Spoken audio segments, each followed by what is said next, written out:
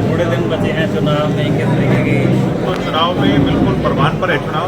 लगभग लोग ये तय कर चुके ही होंगे कि वो किस तरह वोट डालेंगे। और अब तो मैनेजमेंट का चुनाव है और कार्डर पर सारा दारोमदार है। मुझे पूरा विश्वास है कि जननायक जनता पार्टी डवाली एवं उचाना एवं जो मजबूत सीटें हैं इन पर तो बड़ी लीड से आगे बढ़ रही है और हम पिछली बार का जो रिकॉर्ड है उसको पार करेंगे। चुनाव की घोषणा से पहले ही आप लंबे समय से इलाके में विचर रही है, उस समय और अब की क्या स्थिति? उस समय का ही नतीजा है कि आज इस मुकाम पर पहुंचे हैं, मगर अभी हमें बहुत मेहनत करनी है।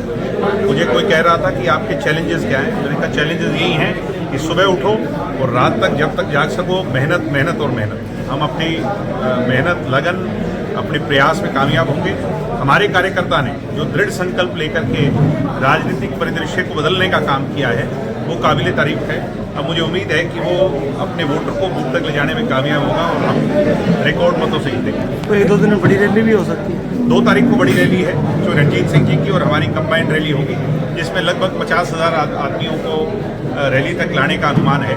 वो रैली स्टेट लेवल की रैली होगी और ओडा के अंदर सारे रिकॉर्ड टूट जाएंगे। शाम की रैली है 3 बजे की, आप सब भी आमंत्रित। कल आदित्य चौटाला ने एक चैनल पे कहा है कि अभी से हेलीकॉप्टर में आ रही है, बच्चे देखने तो आ सकते हैं, बोले भी बाद में लोगों को क्या मिलेंगे?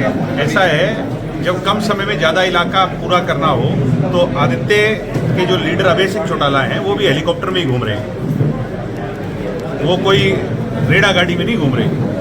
आदित्य जी को समझ नहीं है, उनको यही नहीं पता भाई जो तू बोल रहा है वो तेरे पे भी अप्लाई होता है।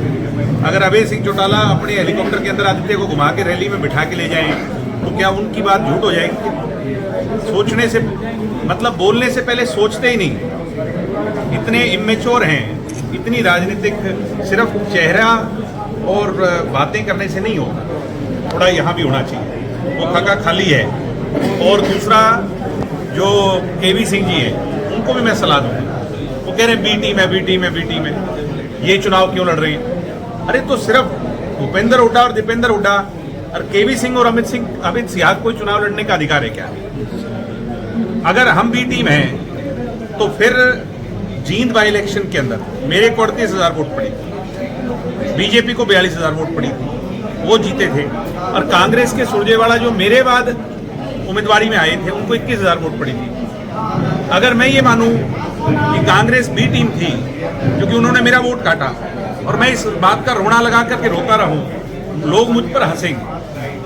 केवी सिंह जी को मैच्योरिटी दिखानी चाहिए। आप इतनी इमेच्योर जब बात करते हैं, लड़ाई लड़नी है मैदान में लड़ो, यहाँ तो तलवार थोड़ी चलनी है, यहाँ तो लोगों का दिल जीतना है और वो हमने जीत के दिखाया है। मैं कह रहा हूँ कि कहाँ से चले थे कहाँ आ गए और कहाँ चले जाएंगे ये लोगों ने तय कर लिया। हम ऐतिहासिक बहुमत के साथ चुनाव जीत रहे हैं डवाली क्षेत्र। हरियाणा के अंदर कितनी सीटों को जीतने के अनुमान है जी?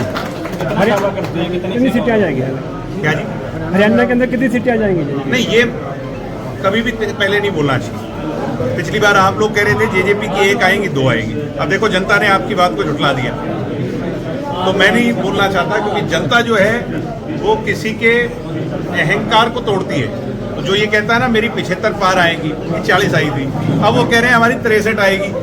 तो मैं अगर उसका अनुमान लगाऊं तो 75 पार पर 40 आई थी, मैथमेटिकल उससे 63 में कितनी आनी चाहिए?